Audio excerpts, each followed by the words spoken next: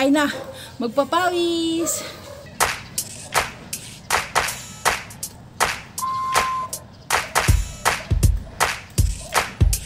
Hello! Ayan, napagpawisan na tayo. Grabe. Ang messy-messy na natin, pero okay lang yan. Carry bell lang yan. Ang importante, nakapag-burn tayo ng ating calories and fats. So, grabe yung batang kalaro ko.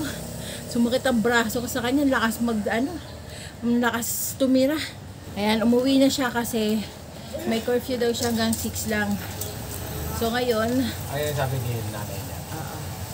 So, ngayon, mag-walking na tayo. Kasama natin si Honey at si Dong. Yung minerienda natin, na-burn ko na. Ay, grabe, pahawis ko talaga. Hindi na ako mag-hula hoop mamaya. Kasi pagod na ako. So, bukas na ako ulit mag-hula hoop. Ngayon, mag-walking na tayo. So, tara, let's go. Samahan niyo ako mag-walking na tayo. Ilang dalawa, oh. Nakaupo. Pagod. Pero mas pagod ako. So, tara. Let's go na. Ginupitan ko yan si Honey. Oh. Kalbo na naman siya. So, mag-walking na tayo.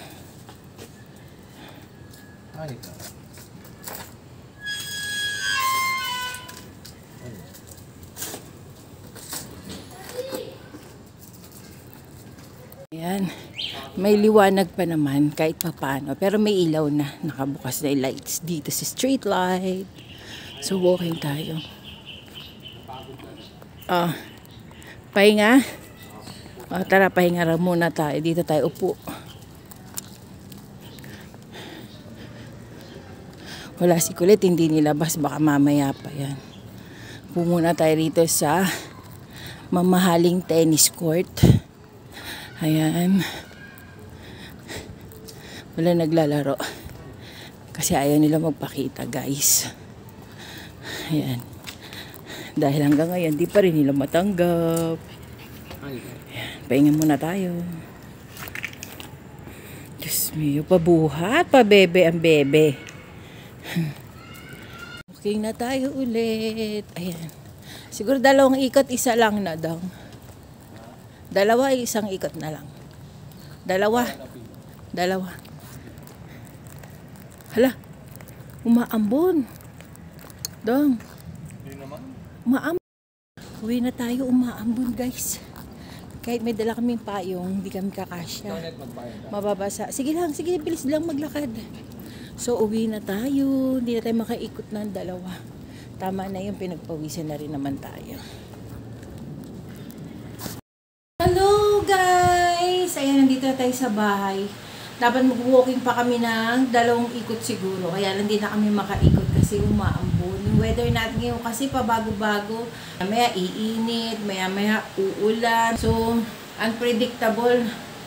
Grabe, pagkabata talaga yung kalaro mo. Talagang pagpapawisan ka ng bonggang-bonggan. Lakas tumira ng bata. Yung dating nagbabantay dun sa tennis court namin, nakatingin kanina. Deadma ko nga siya. Bakit? Hindi na siya ang hindi na sila ang officer dito sa amin. So, wala na silang karapatan manita. Kasi dati, nung sila pa yung officer doon, lagi yung nakalak. Tapos mga aso yung laging nandoon, tambay sa tennis court. Mula nung nanali yung mga bagong officer dito sa amin, parang hindi nila matanggap na napapalitan na sila, na ayaw na sa kanila ng mga tao dito sa amin.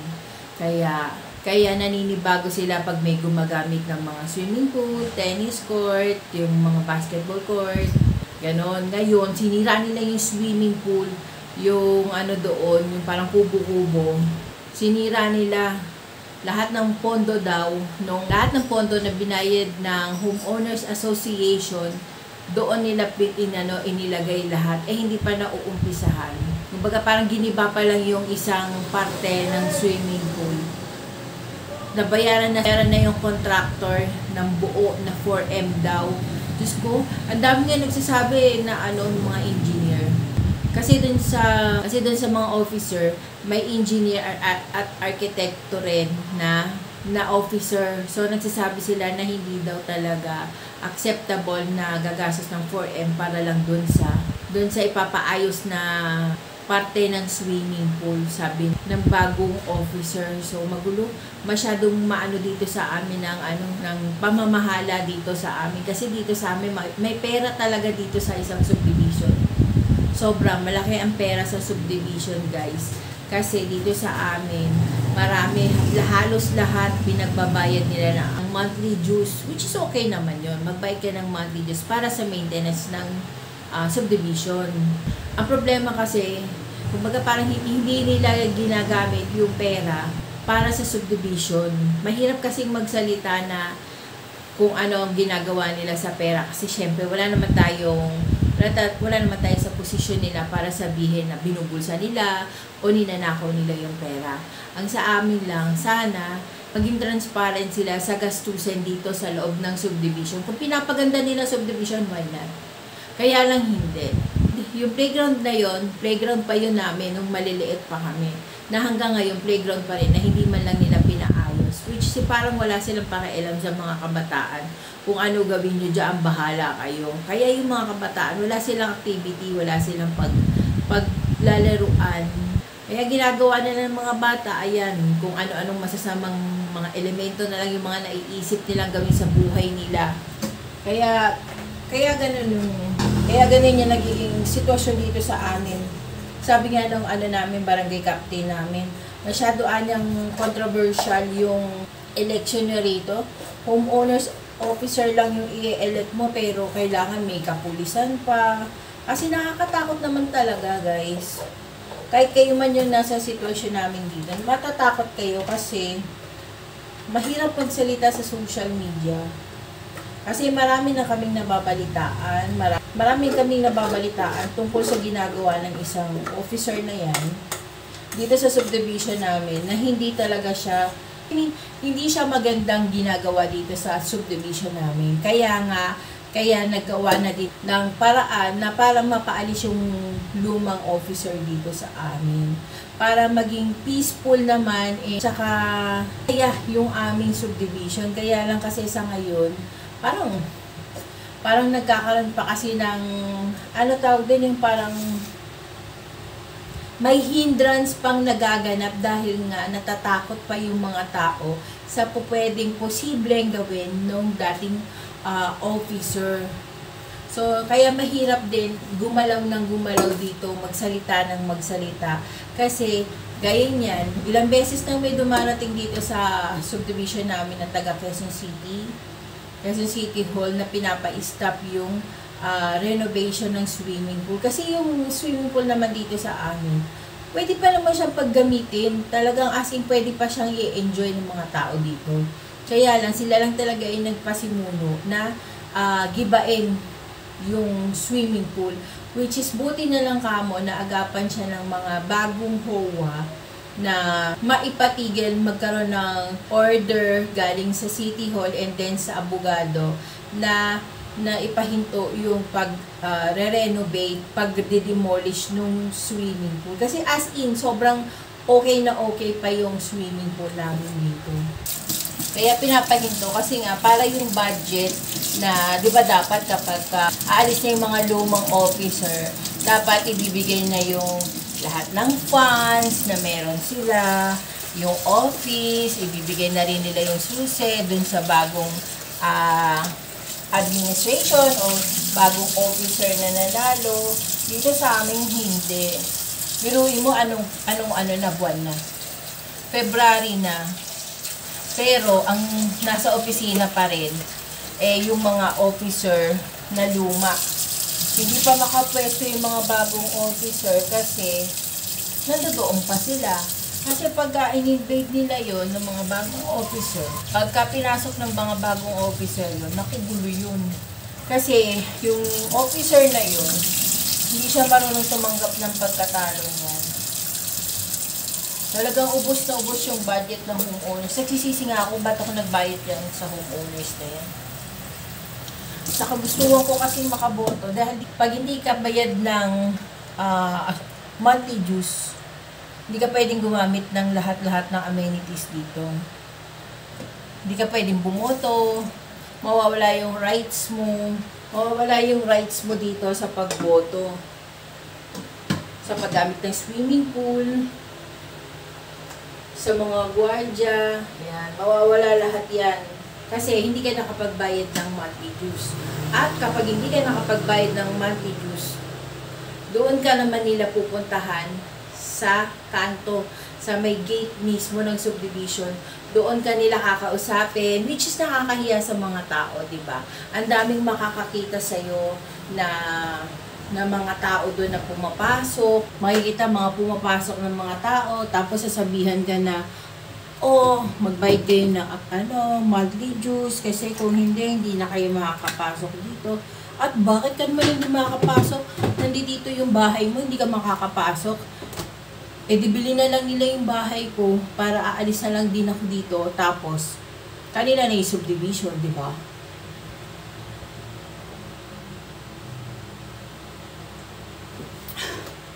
Ang sarap na uminom ng tubig. Grabe, sobrang pagod ako. Parang kulang pa isang baso.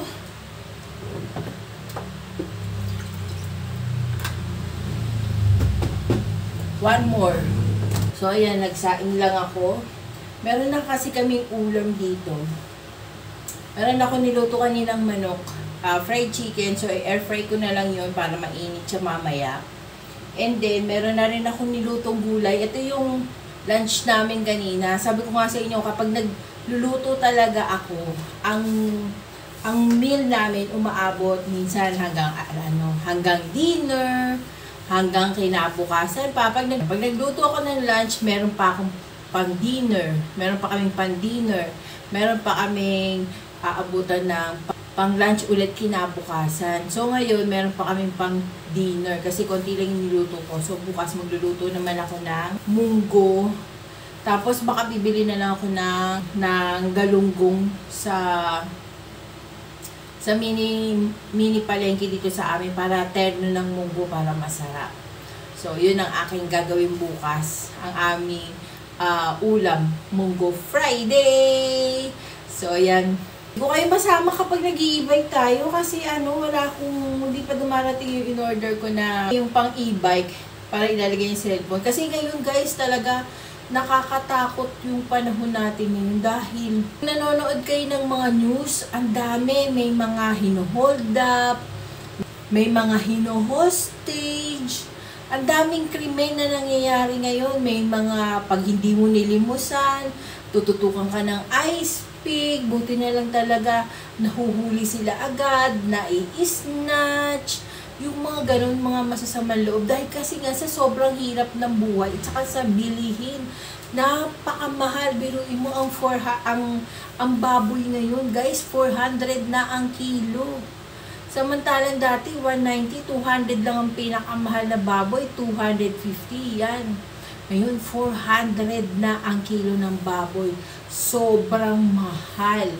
Tapos, parang pumantay na yata siya kasi hindi ako masyado nabili ng baka. Parang pumantay na yata siya. Kaya ang binibili ko ngayon, chicken na lang yung binibili ko ngayon. Tapos, pati galunggong, nasa 300 plus ang galunggong.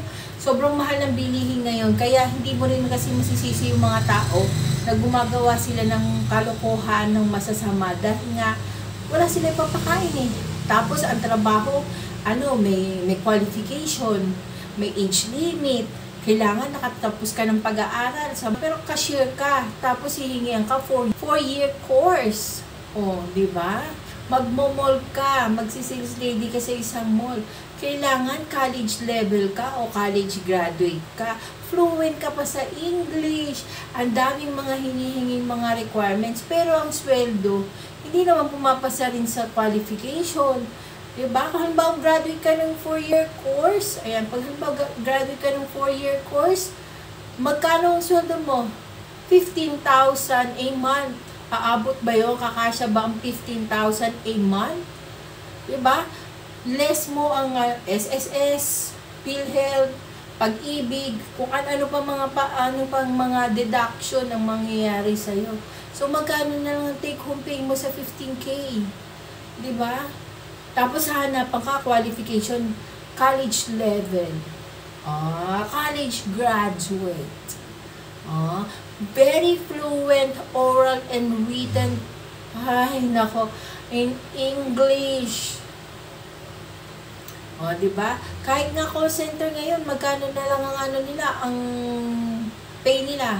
Ang nakikita ko nasa 24. Oh. Magkano pamasahe? Kaya yung mga tao, imbis na pinapamasahe nila, nagre-rent na lang sila ng bahay o kwarto na malapit sa trabahoan nila. Ganun din kasi, igagastos ka rin lang naman eh. So, edi magrenta ka na lang, at least pag galing mo ng trabaho, bahay ka na lang, pahinga ka na lang, kesa ibabiyay mo pa, na mas nakakapagod. Dati nagtatrabaho ko, aalis ako rito sa bahay namin ng 4 a.m. Ang pasok ko 8 a.m. ng umaga. So darating ako sa office ng 9 a.m. Pagod na ako noon, hindi pa ako nag-uumpisa magtrabaho.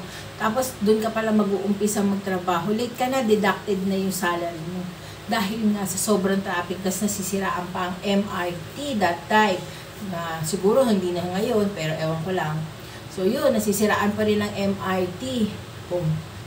Diba? Pagod ka na, edi kumuha ka na lang ng mauupahan mo na malapit lang, na hindi ka pa mahihirapan sa pamasahe mo, at saka sa biyahe mo. Kaya ganun ang ginagawa ng mga tao. Tapos ito, magtataas na naman ng jeepney, ang mga transportation, magiging 15 na lang, 15 pesos na daw. Yung dating 13, magiging 15. Yung 15, magiging 17 pesos na. Ang LRT, 20 pesos na. Di ba? Yung bigas na pinangako ng gobyerno, ni BBM, sige, sabihin na natin, si BBM naman talaga nagpangako niyan. Ang sabi niya, 20 pesos na bigas, naging 20 pesos na pamasahe. Diba? Mas nauna pa yung pamasahe, naging 20 pesos kaysa sa bigas. Magkano bigas ngayon? 33. Kaya pa ba nila yun? Kaya malabo na yun na magiging 20 ang bigas.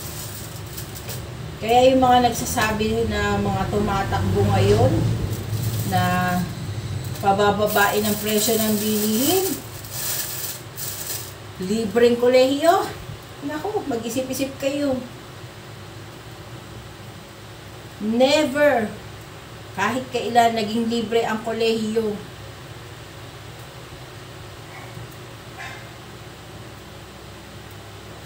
Magiging libre lang yan pag scholar ka. Pero yung sinasabi nila na libre kolehiyo, pabababain ang presyo ng bilihin, naka.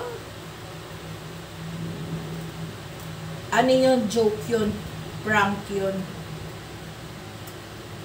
Yan. Magkano tayo ng katol kasi ang lamok. Grabe. Sa inyo din ba? Daming lamok dito. Daming lamok dito sa amin. Kasi uulan, aaraw. Kaya yung mga pasuko dyan na nalalagyan ng mga tubig ulan, pinagtatataob ko sila lahat para hindi na sila mag-anuhan ng mga pagpugaran ng mga kiti-kiti. Galing kami sa court, ang kati, ang lamok doon. Silyan muna natin itong katol.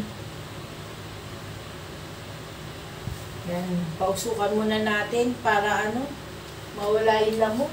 Daming lamok guys, kahit saan ka pumunta. Kanina pa ako kinakagat ng lamok. So ayan, mag-enter rin tayo ng ating vlog guys habang ini-insenso ko yung aming kitchen. Ayan. So, ayan. Sana nagustuhan ninyo ang aking mamunting vlog, guys. Ayan, kung hindi ka pa nakakapag-subscribe sa aming YouTube channel, please do subscribe to our YouTube channel and hit the bell notification para updated ka once meron akong bagong upload. So, hanggang sa muli, guys. See you on my next vlog. Bye!